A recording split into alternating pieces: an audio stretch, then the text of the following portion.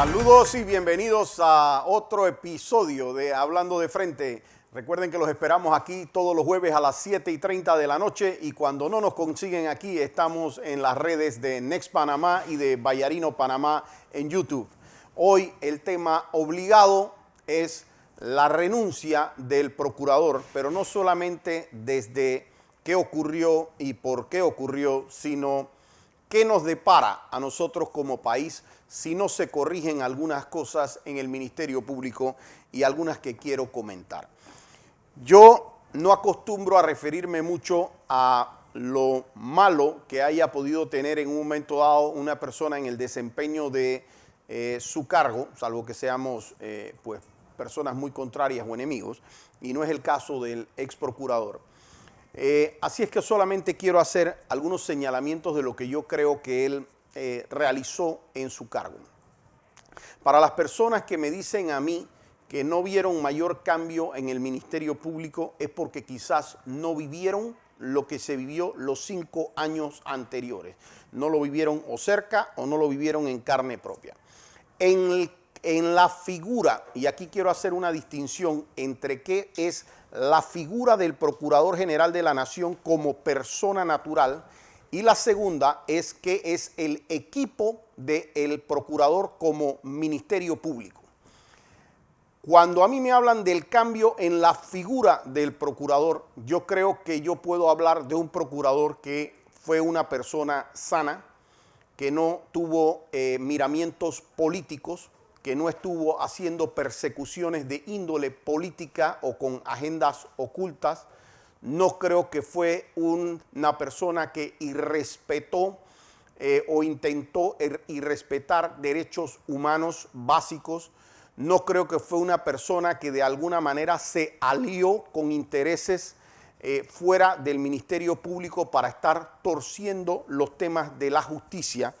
Eso en cuanto a la persona propia de Eduardo Ulloa.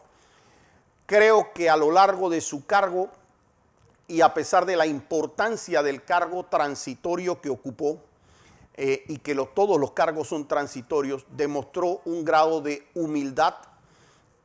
Nunca lo vi con los humos subidos. Era una persona que atendía los temas institucionales cuando se le contactaba. De hecho, en el día de ayer apenas tuve conocimiento, nosotros tuvimos conocimiento en la mañana de que se estaba de alguna manera rumorando este tema de la renuncia del procurador. Obviamente habían algunas informaciones en el sentido de que uno eran por temas personales, otro que sí estaba siendo presionado, otro que no quería estar en el cargo y yo me tomé el trabajo de contactar directamente al procurador, quien tuvo la gentileza de contestarme y según la versión de él es que fue basado básicamente en temas de índole personal y en temas en donde no sentía pues que la institución estaba respondiendo de manera adecuada a ciertas exigencias. Y él consideraba que su renuncia de alguna manera iba a ayudar a generar un debate sobre los temas de la justicia y que ello podía en su manera contribuir a el país. Yo creo que el procurador, como dije, es una persona sana dentro de eso, pero ahora viene la parte que yo no coincido con el procurador y de nuevo sin decir un tema bueno o malo. Para poder enfocar lo que yo quiero decir en el programa, primero nosotros tenemos que entender qué tiene que ser la justicia, cómo tiene que ser la justicia. Y miren, eso para nosotros se nos empieza a dibujar desde la estatuita que se tiene por representación de lo que es la justicia. Y ustedes van a ver que se trata de una estatuita que tiene una mujer con una bata blanca, con una túnica blanca, que representa o busca representar que la justicia tiene que ser pura, no puede tener manchas. Y esto es muy importante ahora por lo que voy a explicar. Si ustedes tienen fiscales manchados, no está de acuerdo con eso. La justicia, ustedes van a ver que tiene la estatuita, tiene una venda. Y esa venda implica que, también ven que tiene una balanza. Implica que en teoría se pone una venda para simplemente tener una balanza y ver, de este lado me pusieron tales hechos, tales pruebas y me argumentaron este derecho, y de este lado me argumentaron este derecho, estas pruebas y este hecho. Según se incline la balanza, yo sin ver a quién le estoy concediendo o no le estoy concediendo la razón, esa es la forma en que debería, en teoría, actuar la justicia, y por eso la representación de eso. Y la espada de la estatua de la justicia, que representa la firmeza y la fuerza del Estado, con la que se va a aplicar las decisiones que tengan que ver con la justicia.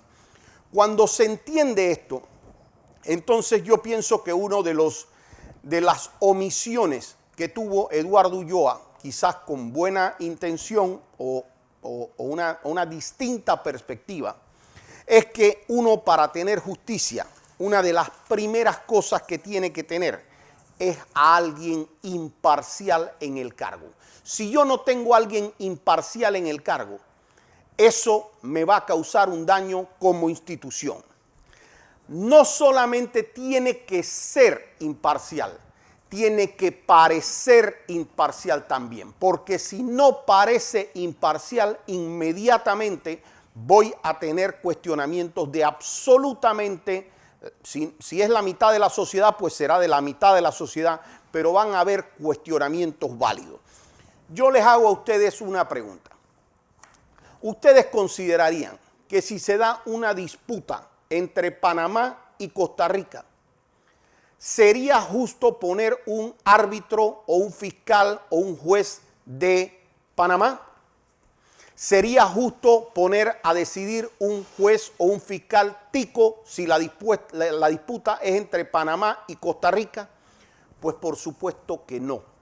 Si yo traigo ahora mismo, y vamos a poner escenarios que están en el plano público ahora mismo, disputas que son claras, la de Ricardo Martinelli, Juan Carlos Varela, y vamos a traer a juzgar a Ricardo Martinelli. Yo puedo poner a juzgar a Ricardo Martinelli a Beby Valderrama. Vamos a poner que Beby Valderrama quisiera actuar de la manera más correcta del mundo. Vamos a poner que no fuera una persona parcializada.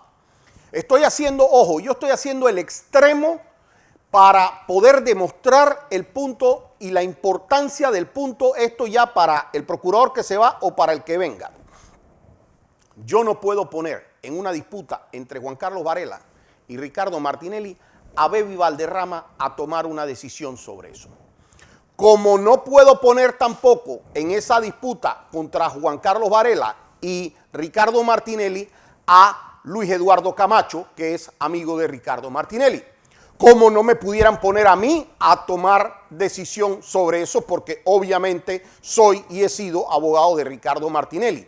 Ahora vamos a poner que yo quisiera ser el ser más imparcial del mundo, porque yo tengo una formación jurídica y yo ese día recé y yo dije, no, Dios, yo voy a tomar la decisión según mi conciencia y todo eso, y yo voy a actuar en derecho.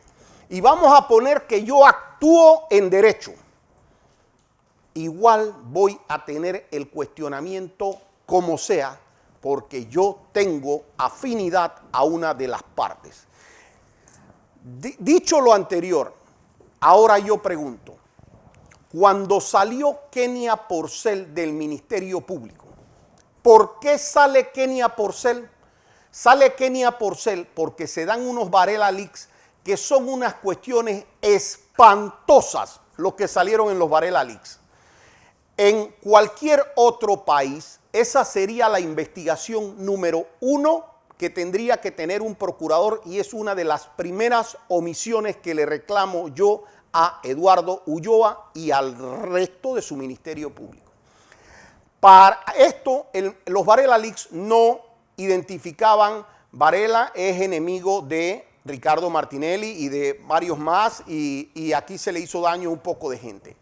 Aquí lo que identificaron los Varela Leaks es que nosotros teníamos un ministerio público al servicio de la presidencia de la República, que lo que el presidente le diera la gana y a quien quisiera o no meter preso a través de cierto grupito de fiscales, eso se hacía de esa manera. Miren, si aquí se tuviera y se filtrara una comunicación de Trump o de el presidente Biden, se filtrara que él hace lo que le da la gana con el procurador de los Estados Unidos o el fiscal general, miren, eso sería el escándalo no visto y no pararían las investigaciones hasta llegar a el final de eso, porque el asunto fue gravísimo.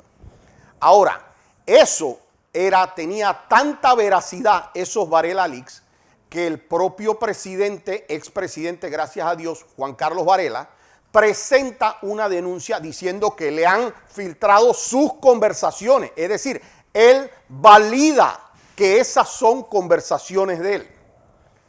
Una procuradora, basado en eso mismo, presenta su renuncia al cargo.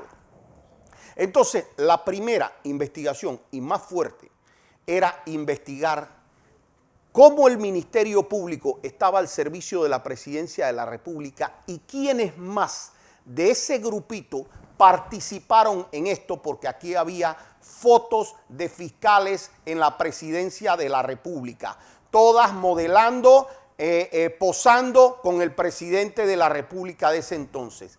El caso en el que hoy es investigado Juan Carlos Varela, ¿verdad?, llevado por una de esas fiscales que era la que aparecía posando con él en la presidencia de la República. Pero adicional, esa misma fiscal que decidió no imputarle en su momento cargos ni remitir, porque en ese momento no podía imputarlo a él como presidente, pero remitir el expediente hacia la Asamblea, y que decidió no imputar a nadie cercano a él, por mera casualidad terminó designada como candidata a magistrada de la Corte Suprema del país. Y si el país no se hubiera parado en sus dos patas y esa asamblea no hubiera dicho no va porque no va, ahora mismo esa señora, que Dios nos agarre persinado, fuera magistrada de la Corte Suprema de Justicia. Pero Eduardo Ulloa llega a este Ministerio Público, sabe esto, estos Varela Leaks son públicos. Se sabe además, porque en la comunidad abogadil, de que se dieron intromisiones, de que hubo un caso saltarín, de que se armaron temas en el Consejo de Seguridad, de que aquí se falsearon testigos protegidos, se pagaron testigos protegidos, de que de la presidencia llamaban para decir este caso sí, este no, de que se dieron acuerdos de pena bochornosos en donde el país ya no le están pagando los arreglos y los acuerdos de pena. Fueron leyes hechas a la medida para sacar a gente de los casos y que nadie tuviera una responsabilidad. Entonces, a mi juicio, la responsabilidad que tenía el procurador Ulloa era caer con este caso, porque hubiera desnudado 1000 verdades adicionales relacionadas a otros casos. Número 2. Ahora, yo quiero tener un fiscal y yo lo primero que pregunto, dije que yo quería tener una justicia, que pudiéramos hablar de una justicia y que esa justicia fuese imparcial. Yo pregunto, las fiscales principales que han estado detrás de estos shows mediáticos, ¿son fiscales imparciales, sí o no? O eran personas como la fiscal Tania Sterling, que era la comadre de la procuradora, porque así van llegando a los cargos. Ojo, no es que yo no sé eso, como no sé que los hijos de Ruth Morcillo con la procuradora, que si son amigos, que si están en la misma escuela, y que esas fueron designaciones que se hicieron, y los motivos. A ver, si nosotros entendemos, si ahora mismo yo preguntara, quitémonos las pasiones aquí. El que quiera ser seguidor de Juan Carlos Varela, perfecto. El que quiera ser seguidor de Ricardo Martinelli, perfecto. Y así mismo PRD, etcétera, los que quieran. Vamos a tratar de ser objetivos en un punto. ¿Kenia Porcel era una persona objetiva o era una persona pegada a Juan Carlos Varela? Primera pregunta. Segunda pregunta. ¿Kenia Porcel estaba sola en eso o estaba con un grupo de fiscales?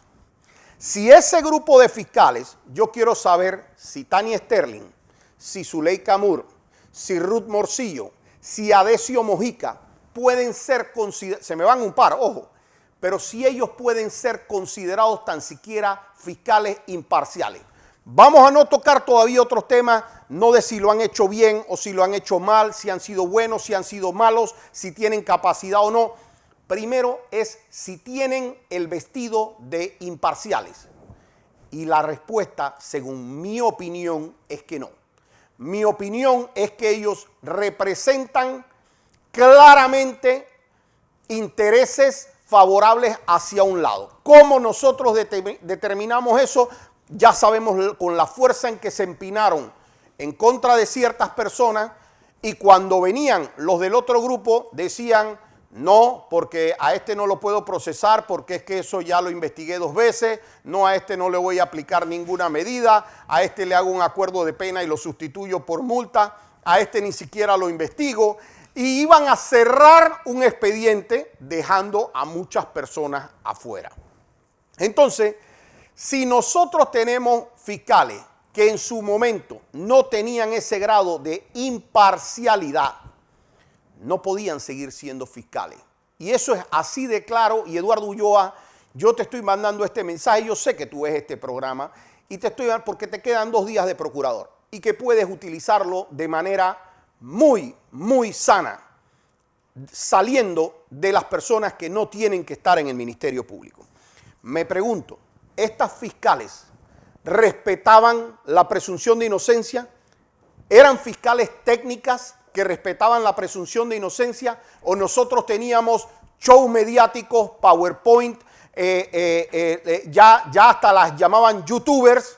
Pregunto, ¿eran personas que respetaban la presunción de inocencia? ¿Sí o no? Les pregunto también, ¿estas fiscales eran fiscales capaces? Porque yo hoy me traje una lista de casos, porque vamos a poner que fueran tuviesen cualquier tema que la gente entienda positiva o no, pero yo quiero que a mí me digan, y respondiendo de manera objetiva, y que aquí hicieron todos los shows mediáticos, el caso de Finmecánica, que lo llevó la fiscal Zuleika Moore, ¿lo ganó o lo perdió? Porque ese caso lo perdió el Ministerio Público. Pregunto, el caso de la Caja de Ahorros, ¿lo ganaron o lo perdieron? Lo perdieron. El caso de Financial Pacific, ¿lo ganaron o lo perdieron? Lo perdieron. El caso de Granos, ¿lo ganaron o lo perdieron? Lo perdieron.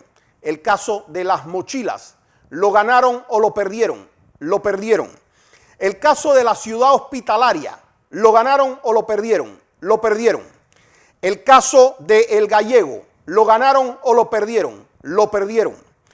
El caso en donde procesaron al abogado Kevin Moncada por un tuit o una publicación que había hecho Kevin. ¿Lo ganaron o lo perdieron? Lo perdieron. El caso Pinchazos. ¿Lo ganaron o lo perdieron? Lo perdieron. El caso de las bolsas navideñas. ¿Lo ganaron o lo perdieron? Lo perdieron. El caso de Buco Millonario. ¿Lo ganaron o lo perdieron? Lo perdieron. El caso derivado del caso Moncada de la Asamblea que llegó para otras personas comunes. ¿Lo ganaron o lo perdieron? Lo perdieron. El caso del señor Ferrufino. ¿Lo ganaron o lo perdieron? Lo perdieron. El caso de los muchachos que metieron presos por haber sacado una foto de una rusa parecida a la procuradora. ¿Lo ganaron o lo perdieron? Lo perdieron. El caso de comida deshidratada. ¿Lo ganaron o lo perdieron? Lo perdieron. El caso de H&H, de Hidalgo Hidalgo, ¿lo ganaron o lo perdieron? Lo perdieron. El caso de indultos, ¿lo ganaron o lo perdieron? Lo perdieron. Todo el show que hicieron con el señor Wackett, ¿tenían o no una causa contra el señor Wackett? También lo perdieron. Estos son solo algunos de los cientos de casos que le costaron cientos de miles de dólares a Panamá hacer estos espectáculos. Entonces, pasa una de dos cosas. O los fiscales o de alguna manera la gente era muy buena en los casos defendiéndose, o los fiscales eran muy malos. Entonces vamos a poner que fueran imparciales, vamos a poner que fueran súper bonitos, lo que quieran. El resultado para el Ministerio Público, ¿cuál era? Ir a un juicio y exhibirse como foca en circo. Ese era el resultado para el Ministerio Público. Entonces, ya olvidémonos de si son o no imparciales, que ya les he dicho en mi criterio, por supuesto que no, sino de cuál es el resultado que están teniendo. ¿Cuál fue el resultado de los acuerdos de Odebrecht? Un desastre. Un desastre. No pagan la multa, a nadie condenaron de la empresa Odebrecht. Y esos fueron los resultados. Y yo pudiera seguirles mencionando a ustedes no menos de 50 o 100 casos hasta de memoria, sin tenerlos que buscar. Entonces, ¿este mensaje para quién es? Bueno, para los 2 días que le quedan a Eduardo Ulloa, pero también para el nuevo procurador. Aquí, cuando nosotros hablamos de de fiscales, pregunto, ¿fueron esas fiscales? Y esto es una de las cosas que más le va a costar al nuevo procurador si no entiende esto. ¿Cómo se comportaron estas fiscales con sus colegas? ¿Respetaban a sus colegas? ¿Le mostraban los expedientes? ¿Le decían buenas tardes, colega, ¿cómo está? Pase, ahí está el expediente y mírenlo. ¿O escondían el expediente? ¿Sacaron las sillas del 5º piso de Avesa para que los abogados no tuvieran a dónde sentarse? Pregunto, ¿eran fiscales respetuosas de sus colegas, sí o no? Porque no lo eran. Vuelvo y digo, ¿eran fiscales respetuosas de los derechos humanos? ¿Respetaban que la detención provisional o la detención preventiva era la última medida a aplicar? ¿O tuvieron los jueces y la corte que revocar aproximadamente 200 o 300 decisiones de detención diciendo que habían otras opciones distintas a la detención provisional? ¿Y qué pasaba en casos como el de la Caja de Ahorro, tener a cantidad de personas detenidas para después que le digan que ni siquiera había delito? Entonces les pregunto yo, ¿los fiscales estos respetaban los derechos humanos de las personas? ¿Respetaban que la detención provisional era la última medida a aplicar? Y respetaban la presunción de inocencia, filtraban noticias a los medios, buscaban a las personas a las 5 de la mañana en la casa, ¿verdad? Hacían todos sus shows. Entonces, ¿y trabajaban para quién indirectamente? Trabajaban al final de cuentas para los intereses de la presidencia de la República. Fiscales que tenían un grado de selectividad, perdón que he tenido problemas con el auricular hoy, problemas de selectividad, a ti sí, a ti no, a este sí lo detengo, a este no le voy a abrir ni siquiera causa, ¿a santo de qué? Cero explicación, ninguna posibilidad de explicar una diferencia entre otras. Agarrar a alguien, como en el caso del señor Saimalo, y a esa persona irse a oponer a su cambio de medida en el sistema penal acusatorio. Pero en ese mismo caso y por ese mismo delito exacto, dentro de ese mismo expediente, ellas mismas hacer acuerdos de pena y convertirles a una multa, ni siquiera trabajo comunitario, a varias de las personas que dijeron lo que ellas querían que dijeran en ese expediente. Entonces, yo pregunto, ¿cuántas decisiones hubo de la Corte Suprema de Justicia diciendo que Zuley Camur violó derechos fundamentales? ¿Cuántas decisiones hubo diciendo, señores, se excedieron de los términos, excedieron las capacidades de la Fiscalía, Si todas esas decisiones están sobre los fiscales, y estos son hechos, y escúchenme cualquiera de los fiscales que yo he mencionado, si alguno de ustedes quiere derecho a réplica, en mi próximo programa tienen 15 minutos ustedes y 15 minutos yo. El que quiera venir aquí a hablar tiene exactamente ese tiempo y aquí nos vemos, porque aquí lo que yo le estoy diciendo son las duras verdades de lo que ustedes hicieron. No hay más nada que eso. Entonces, yo pregunto, ¿esos fiscales representan o pueden representar imparcialidad? No.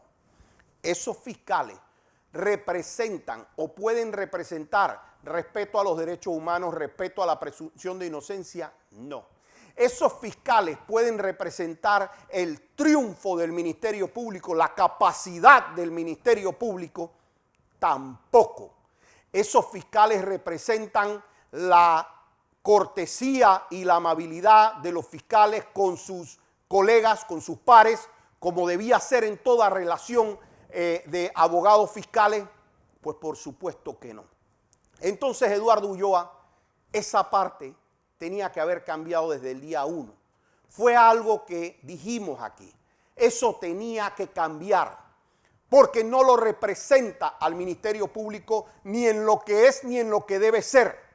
El Ministerio Público tiene cerca de 4,000 funcionarios y uno conoce cantidad de fiscales y fiscales jóvenes y también muy experimentados. Y usted les ve a donde los tienen con puestos secundarios y usted les ve la capacidad a esa gente y de verdad que impresionan. Son gente muy capacitada, son gente preparada, son gente respetuosa, son gente que saben llevar sus causas, pero ¿saben a dónde las tienen? Los tienen ahí de asistentes en despachos tal y cual. Y esta, la comadre, la amiga, esas son las que ponen en estas posiciones.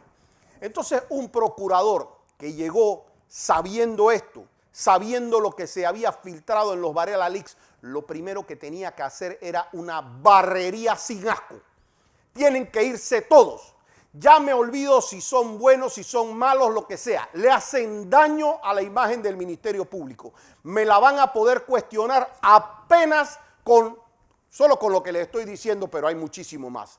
Entonces, el nuevo procurador tiene que llegar y tiene que mandar. No puede agarrar y no puede poner, si no pudiera yo ser ahí, porque de nuevo represento una de las partes, pero si hay otras personas que ¿cómo se llama?, que sean imparciales, que tengan carrera en el Ministerio Público, que tengan 15, 20 años, esa es la gente que debe relevar a todas estas personas.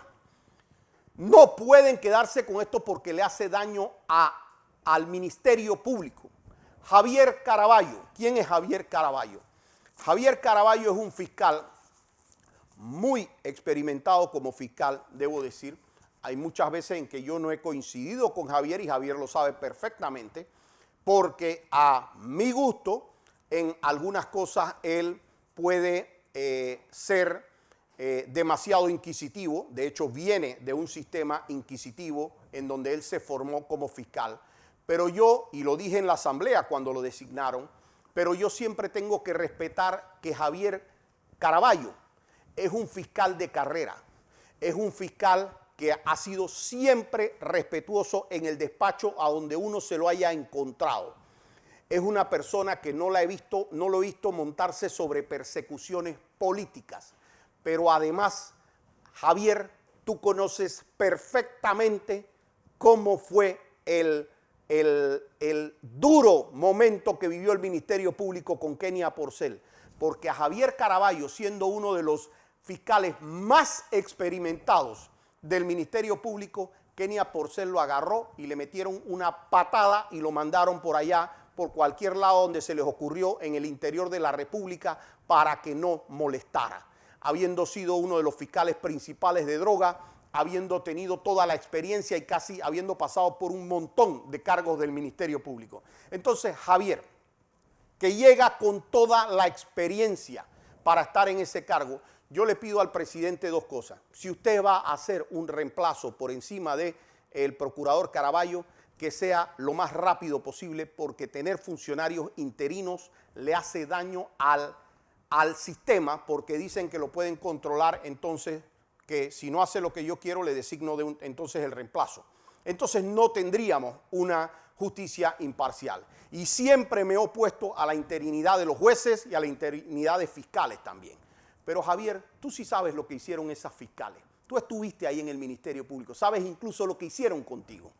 Así es que si Eduardo Ulloa no nos regala este fin de semana la barrería de estos fiscales, yo te ruego que tú llegues con el pie derecho y que hagas lo que se tiene que hacer, porque sabes que aquí hubo fiscales que comprometieron no solo su imagen personal, sino la imagen del propio Ministerio Público. Así los dejo yo hasta el próximo jueves aquí, Hablando de Frente.